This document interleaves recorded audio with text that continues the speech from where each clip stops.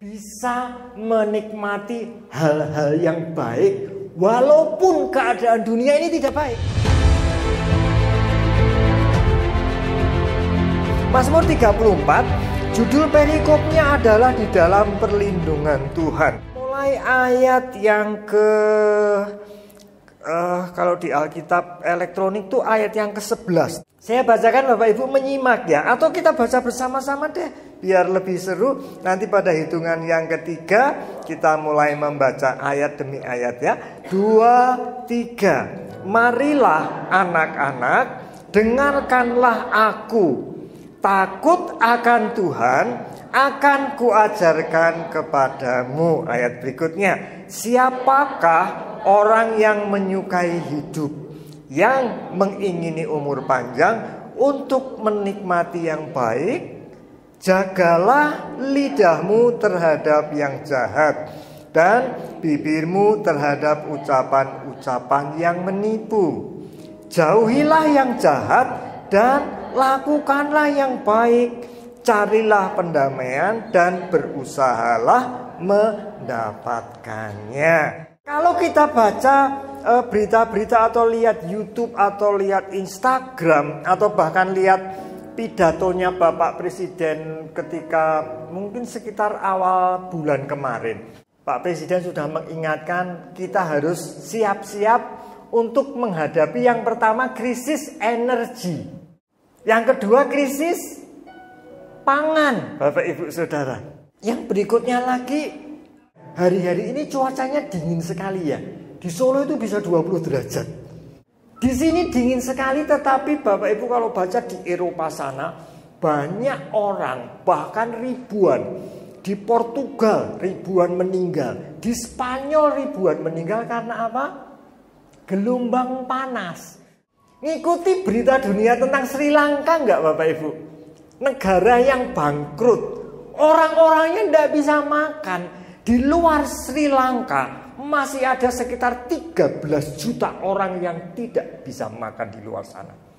Kita bisa belajar bahwa hari-hari ini itu dunia semakin tidak ramah buat manusia hidup. Ya, menariknya begini, firman yang kita pelajari Bapak Ibu bisa lihat di screen.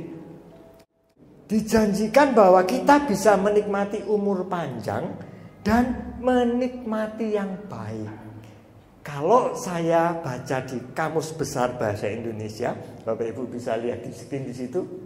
Menikmati yang baik itu sama dengan kondisi yang namanya bahagia. Bahagia itu apa toh? Di situ disebutkan adalah jauh dari hal-hal yang menyusahkan. Dan perasaan kita tenteram, ada damai dan sejahtera, bisa menikmati hal yang baik, dijauhkan dari segala susah. Daud nulis ini ketika dia itu jadi buronan Saul. Jadi buronan Saul terpaksa lari ke negeri musuhnya, orang Filistin. Pada saat itu tentu saja Daud tidak tahu besok dia bisa selamat atau tidak. Dia tidak tahu besok jadi raja beneran atau tidak. Meskipun sudah ditahbiskan, nyatanya dia diburu-buru oleh Raja Saul. Raja Saul masih menduduki tahtanya. Tetapi Daud berani menuliskan ini. Daud di sini punya tiga nasihat. Yang pertama, saya bacakan ya, Mazmur 34 ayat yang ke-11. Marilah anak-anak, dengarkanlah aku. Takut akan Tuhan akan kuajarkan kepadamu. Ayat ini ditulis sebelum dia ngomong bahwa dia menawarkan kehidupan umur panjang dan kehidupan bahagia. Jadi ini menjadi dasar dari kita menikmati umur panjang dan kebahagiaan adalah takut akan Tuhan. Takut akan Tuhan itu gimana Bapak Ibu? Takut akan Tuhan itu beda seperti fobia ya. Misalnya fobia di tempat yang sempit gitu. Kalau masuk tempat sempit tiba-tiba berkeringat dingin, takut jantungnya berdebar-debar. Atau takut sama hantu, takut sama ular misalnya. Takut akan Tuhan, kita kembali ke Kamus Besar Bahasa Indonesia. Takut itu dikatakan sebagai salah satu yang pertama adalah takwa. Takwa itu adalah taat perintahnya. tidak mau melanggar yang tidak disenangi Tuhan. Ya, mengasihi Tuhan artinya juga mengasihi sesama. Selanjutnya, apalagi artinya takwa? Rajin ibadah. Ibadah adalah persekutuan pribadi manusia dengan Tuhan. Artinya tidak saja di ibadah minggu seperti ini Bapak Ibu Saudara. Di rumah juga punya jam-jam ibadah. Orang biasa bilang saat teduh, sate. Di rumah orang yang takut akan Tuhan punya jam doa. Di rumah orang yang takut akan Tuhan baca Alkitab. Daud mengingatkan kembali hari ini, kalau Bapak Ibu Saudara mau menikmati yang baik, takut akan Tuhan, salah satunya apa? Punya waktu pribadi dengan Tuhan. Tidak usah banyak-banyak. Mungkin berdoanya cuma 5 menit. Mungkin bacanya cuma 1 ayat. Itu sudah lebih baik daripada tidak sama sekali. Bapak Ibu Saudara bagaimana hari-hari ini? Apakah masih punya waktu persekutuan pribadi dengan Tuhan? Berikutnya, ini ayat yang selanjutnya. Tentang menjaga lidah. Saya bacakan buat Bapak Ibu Saudara ya. Jagalah lidahmu terhadap yang jahat, dan bibirmu terhadap ucapan-ucapan yang menipu. Manusia punya 2 mata. Manusia punya 2 telinga. Manusia punya 2 lubang hidung. Manusia punya indera peraba 2 tangan. Ya. Kenapa kok mulutnya cuma 1? Maksudnya Tuhan, sebelum kita bicara, sebelum kita ngomong, kita lihat dulu pakai mata kanan, lihat dulu pakai mata kiri. Dengar dulu dengan telinga kiri, dengar dulu dengan telinga kanan. Kita meraba juga gitu, raba dengan tangan kanan, raba dengan tangan kiri. Ayat di Amsal mengatakan begini Bapak Ibu Saudara, hidup dan mati dikuasai lidah. Siapa suka menggemakannya akan memakan buahnya. Pembicaraan, kata-kata yang keluar dari mulut Bapak Ibu Saudara itu menentukan hidup atau matinya Bapak Ibu Saudara. Mau bukti Bapak Ibu Saudara? Minta tolong ayat yang berikutnya. Ini ada bangsa Israel. Pada waktu itu bangsa Israel dipimpin oleh Musa keluar dari tanah Mesir. Nanti kita bandingkan ya, saya sebut ada beberapa dosa. Nanti kita lihat melakukan dosa ini bangsa Israel mati berapa banyak. Saya bacakan di Keluaran 32 ayat 26. Maka berdirilah Musa di pintu gerbang perkemahan itu serta berkata, siapa yang memihak kepada Tuhan datang kepadaku. Musa bilang gini, siapa yang tetap mau ikut Tuhan datang pada saya. Yang tidak ikut Tuhan tetap berdiri di sana ya. Lalu berkumpullah kepadanya seluruh Bani Lewi, berkatalah ia kepada mereka, beginilah firman Tuhan Allah Israel, baiklah kamu masing-masing mengikatkan pedangnya pada pinggangnya dan berjalan kian kemari melalui perkemahan itu dari pintu gerbang ke pintu gerbang. Dan biarlah masing-masing membunuh saudaranya dan temannya dan tetangganya. Bani Lewi melakukan seperti yang dikatakan Musa, dan pada hari itu tewaslah kira-kira 3.000 orang dari bangsa itu. Mereka melakukan perzinahan. Yang mati berapa Bapak Ibu? 3.000. Banyak enggak 3.000? Zaman dulu banyak, zaman sekarang enggak banyak karena manusia sudah terlalu banyak ya. Dosa yang berikutnya nih, kita lihat nanti. Ada yang melakukan dosa pemberontakan, berapa yang mati?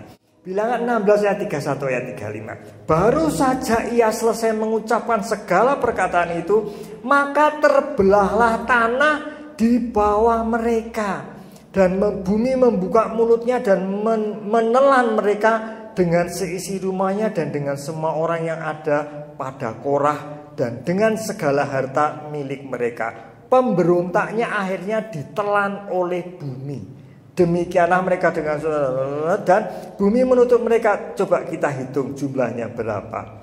Lalu memakan habis ke 250 orang yang mempersembahkan ukupan itu. Ternyata dosa pemberontakan. Dosa itu tidak ada dosa besar, dosa kecil, Bapak Ibu, dosa tetap dosa. Tapi dari peristiwa ini kita bisa mengambil gambaran sederhana.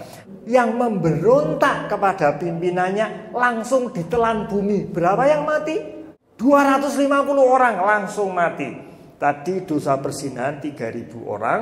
Kalau dosa pemberontakan yang mati lebih sedikit, 250. Coba ini yang Bapak Ibu, ayat terakhir ya. Di padang gurun ini bangkai-bangkaimu akan berhantaran, yakni semua orang, bukan sebagian, bukan 3.000, bukan 250, tapi dikatakan semua orang di antara kamu yang dicatat, semua tanpa terkecuali yang berumur 20 tahun ke atas, karena kamu telah apa Bapak Ibu? Bersungut-sungut. Kelihatannya enggak apa-apa ya, terutama orang-orang yang suka ngomel, orang-orang yang suka mengeluh, orang-orang yang suka, orang Jawa bilang sambat. Kita bisa belajar loh Bapak Ibu, dosa karena lidah. Di total ada yang bilang mencapai lebih dari 2 juta orang mati semua karena dosa lidah. Hari ini Bapak Ibu dan saya diingatkan supaya berhati-hati dengan apa yang kita katakan, apa yang kita keluarkan dari mulut kita.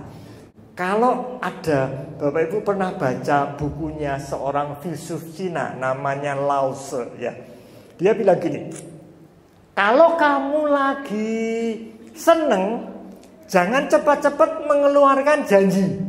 Di sisi lain, kalau lagi sedih, kalau lagi suntuk, dalam keadaan yang mungkin tidak begitu tenang, jangan pernah ambil keputusan. Yang ketiga, Mazmur 34 ayat yang ke-14. Begini firman Tuhan. Jauhilah yang jahat dan lakukanlah yang baik. Carilah pendamaian dan berusahalah mendapatkannya. Cari pendamaian itu susah atau gampang tuh Bapak Ibu? Kalau cari musuh gampang, Bapak Ibu tinggal keluar, tunggu aja di situ. Ada orang naik sepeda motor lewat, Pak apa? Maki-maki saja orang itu, langsung dapat musuh. Segitu gampang dapat musuh. Tapi mencari pendamaian, mencari teman itu susah. Kita harus ada yang namanya apa ya? Jaga hati, jaga perasaan. Kadang-kadang kita perlu merendahkan diri satu dengan yang lain. Kalau ada yang berbuat salah, kita coba menerima kekurangan orang lain. Ada ndak yang tidak pernah berbuat salah? Silahkan angkat tangan. Saya ndak berani angkat tangan. Kalau kita sadar bahwa orang itu tidak ada yang sempurna, mestinya kan kita tahu ketika kita melakukan kesalahan, kita akan minta maaf. Tetapi ketika ada orang lain yang bersalah kepada kita, jangan nyimpen dendam. Kita tuh terlalu sering melihat kesalahan orang lain lebih dari kesalahan kita sendiri ya. Firman Tuhan hari ini katakan supaya kita menjaga perdamaian. Nah, ini saya bacakan di situ ada Bapak Ibu, Matius 7 ayat 12 ya. Segala sesuatu yang kamu kehendaki supaya orang lain berbuat kepadamu, perbuatlah demikian juga kepada mereka. Itulah isi seluruh hukum Taurat dan kitab para nabi. Bapak Ibu senang disakiti enggak? Kalau tidak suka disakiti, coba deh tolong hati-hati supaya jangan menyakiti orang lain. Bapak Ibu suka diberkati enggak? Seneng dong diberkati. Cobalah sekali-sekali memberkati orang lain. Pengen diampuni enggak? Firman Tuhan katakan, kalau kamu tidak mengampuni saudaramu, maka Bapamu yang di surga juga tidak akan mengampuni kamu. Kalau saya ingat ini Bapak Ibu, sudah saya mau diapa-apakan, saya lebih baik melepaskan pengampunan. Slide yang terakhir, Mazmur 133 ayatnya yang pertama sampai yang ketiga. Kita baca sama-sama dalam hitungan yang ketiga ya. 2, 3. Nyanyian ziarah Daud. Sungguh alangkah baiknya dan indahnya apabila saudara-saudara diam bersama dengan rukun, seperti minyak yang baik di atas meleleh ke janggut, yang meleleh ke janggut Harun dan ke leher jubahnya, seperti embun gunung Hermon yang turun ke atas gunung-gunung Sion. Sebab perhatikan ini Bapak Ibu, kesanalah Tuhan memerintahkan berkat. Jadi orang-orang yang mampu menjaga persatuan, dia boleh dikatakan tidak perlu mencari berkat. Kenapa? Karena Tuhan sendiri yang perintahkan berkat untuk datang. Pesan terakhir saya Bapak Ibu, jaga persaudaraan dengan rukun. Jaga kesatuan. Tuhan sudah taruh Bapak Ibu di sini. Tuhan punya maksud. Ini lingkungan yang terbaik buat Bapak Ibu Saudara. Saling mengasihi, saling memberi, saling mengampuni. Nanti Tuhan yang akan kirim berkat buat Bapak Ibu Saudara. Ya.